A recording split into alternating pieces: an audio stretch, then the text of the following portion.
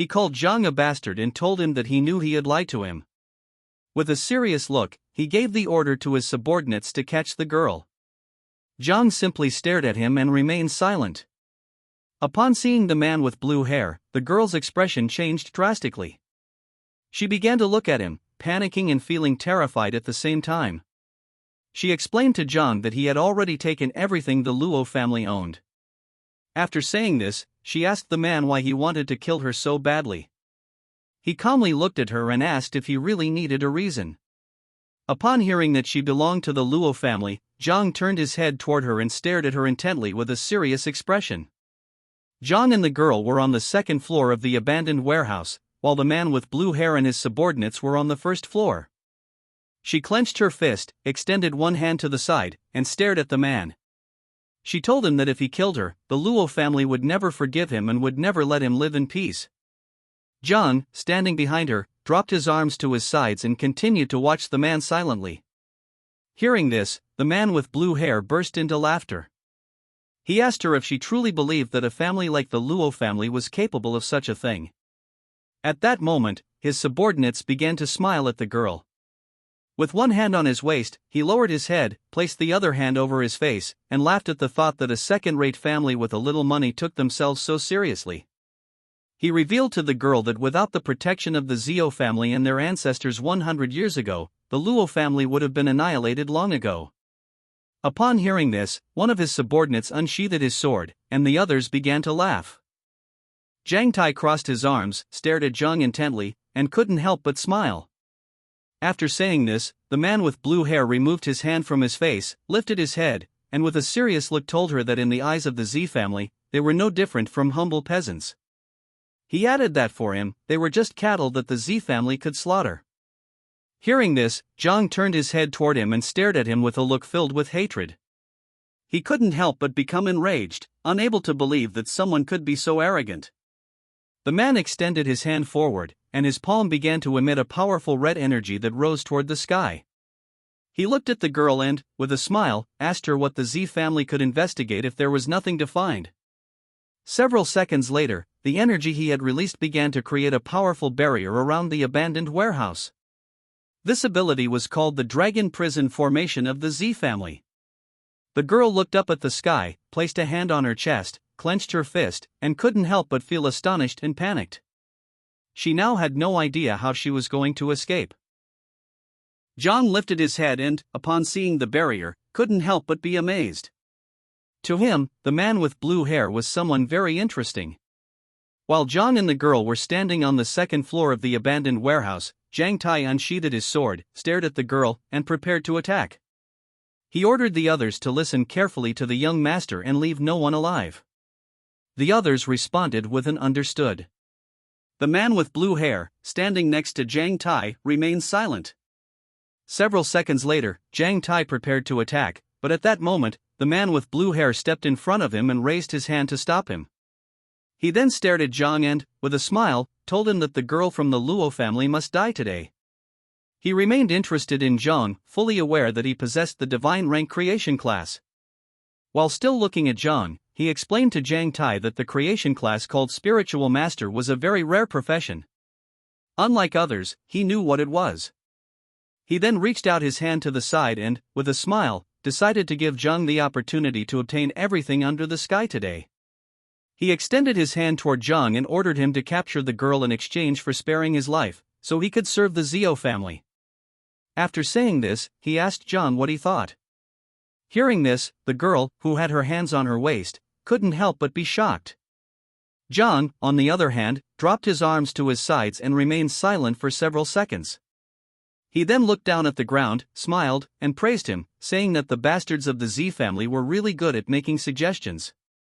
The girl turned her head toward him and panicked, wondering if Zhang was really going to accept his proposal. With a murderous look, Zhang stared at the man with blue hair and rejected his offer, mocking him by telling him that the Zhao family could go to hell. After saying this, he clenched his fists tightly, and while his body released the poisonous mist of Little Nine, he told him with a serious look that he refused. He also asked him if he could come for him if he was looking for a fight.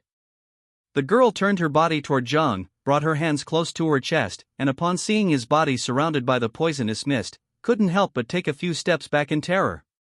She began to wonder what was happening. Hearing that Zhang had rejected his proposal, the man with blue hair became enraged, as this was a dishonor to him. He ordered his subordinates to finish him off. Upon hearing the order, they unsheathed their swords, gained momentum, took a big leap, and began advancing quickly toward Zhang. While in midair, Zhang Tai warned the others to be careful, as Zhang wasn't an easy opponent. Little by little, they got closer, but Zhang simply observed them silently without making any movement. Several seconds later, they approached the second floor.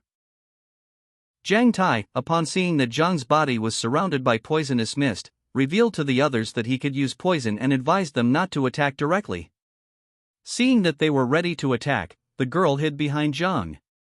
At that moment, Zhang deactivated the poisonous mist, extended his hand toward them, and while his body was surrounded by a green energy, he stared at Zhang Tai with a serious look.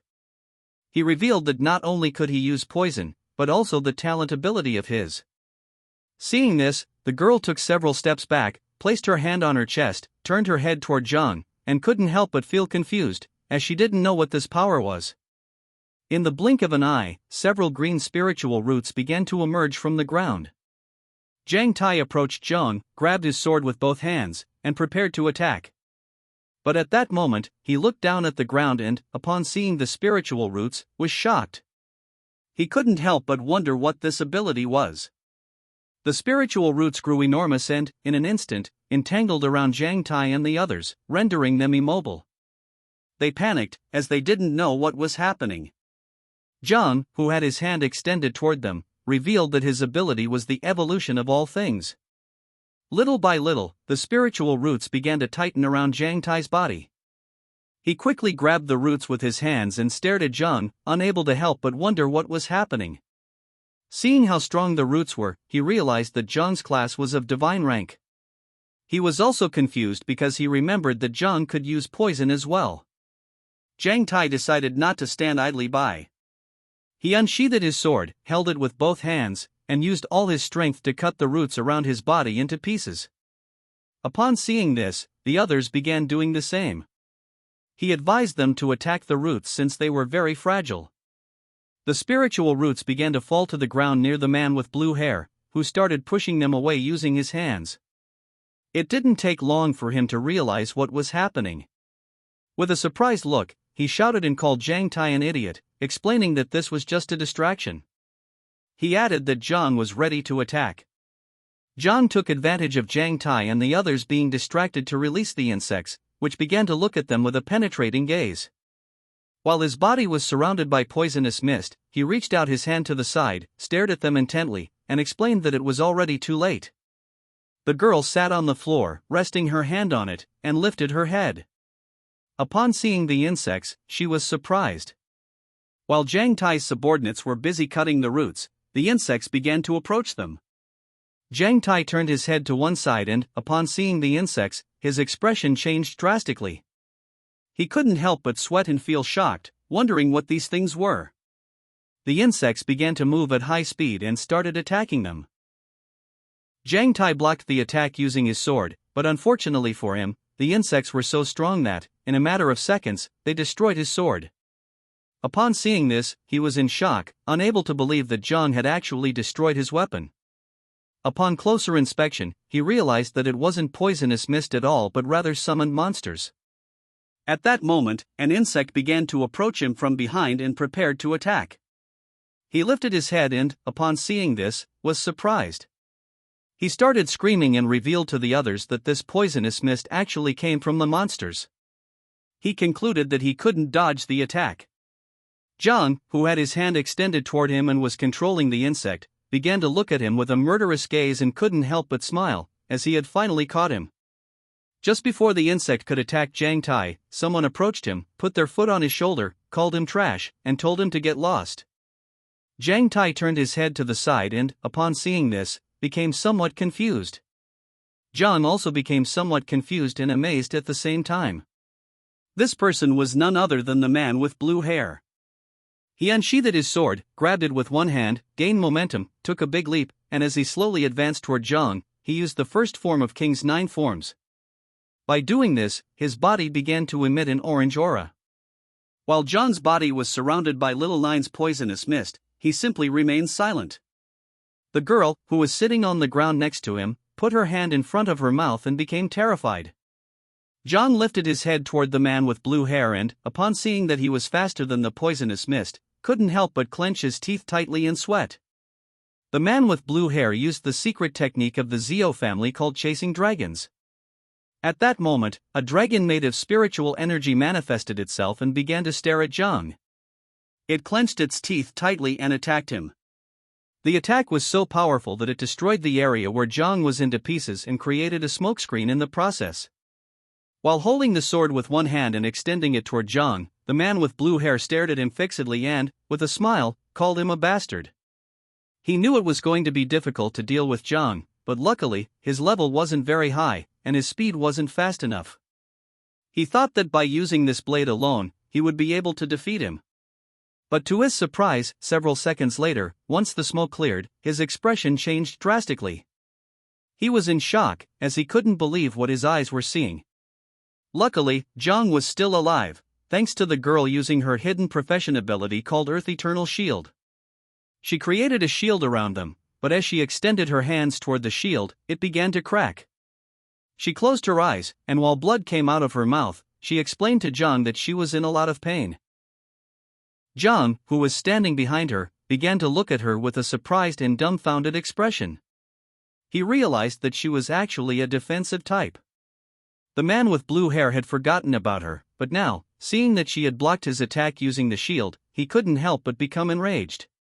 He started looking at her aggressively, clenched his teeth tightly, and prepared to attack again. John began to look at him and thought that this was a good opportunity to attack. He extended his hand to one side, releasing the poisonous mist. Several seconds later, he landed on the ground. At that moment, several insects began to approach the man with blue hair quickly from behind. One of his subordinates, who was lying on the ground, reached out toward him and caught his attention to warn him to be careful. While holding the sword with one hand, the man with blue hair turned his head back and, upon seeing the insects approaching quickly, became alert. At that moment, he grabbed one of his subordinates by the hood. The subordinate became somewhat confused, as he didn't know what was happening. While holding the sword with one hand, the man with blue hair used his subordinate as a shield. Since the insects were not very smart, they attacked the subordinate instead of him. The insects' attack was so powerful that their bodies were thrown backward. The subordinate was seriously injured, and as his body lay beside him, the man with blue hair placed a knee on the ground, leaned the sword against the ground, rested his arm on the other knee, and began to look down at the ground, coughing. John came down from the second floor and started approaching him. He couldn't help but think that the man with blue hair was a nasty bastard for using one of his own men to block the attack. The insect's attack had pierced the man's chest, and even though he was badly injured and bleeding from his mouth, he was still alive. He began to cough and caught his master's attention. The man with blue hair stood up and started approaching John. He slightly turned his head toward his subordinate and thanked him for enduring the attack for him. He thought that he had not educated him in vain and, upon seeing that he was still alive, couldn't help but praise him and think that he was truly strong. John, who was standing in front of him, simply remained silent. The man with blue hair took out a dragon yuan pill from his pocket, opened his mouth, and ate it. He couldn't believe that he was being forced to use the dragon yuan pill. In a matter of seconds, his subordinate lost his life. He began to approach John, dragging the sword on the ground, causing small rocks to slowly float. Upon seeing this, John assumed an offensive stance.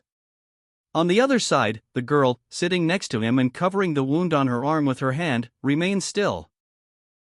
The man with blue hair tightly gripped the sword, pointing it toward John, and with a murderous look, he warned that his next attack would slice John's head into pieces.